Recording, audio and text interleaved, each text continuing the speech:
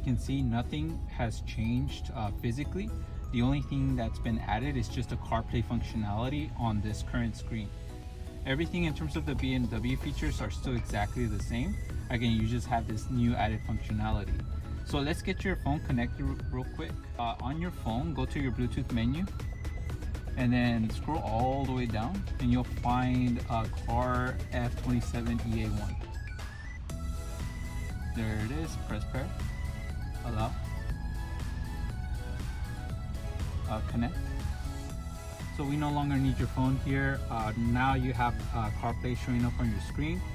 You can control CarPlay from your phone or from the iDrive controller right here. You can use a knob to rotate it around.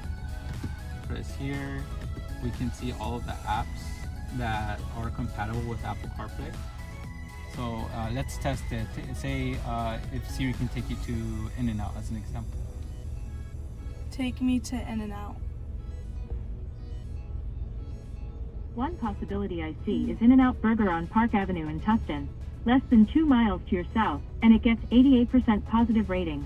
How about that one? Yes. Getting directions to In-N-Out Burger. Stop it here. You can also test Siri out with sending a message. I don't know if you have somebody you can send a test send message or a phone call. It's your choice. Text Dad coming home. Which app do you want to use? Messages. To who?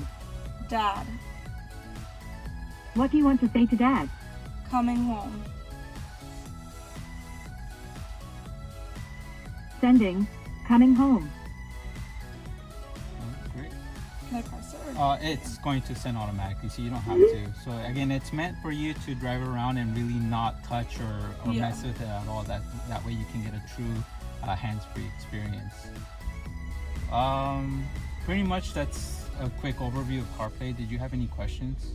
No, I think it's great.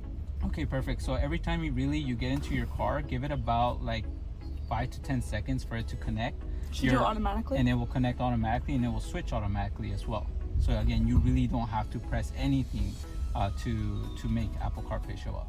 Okay, great. All right. Thank you. Thank you. We're all good?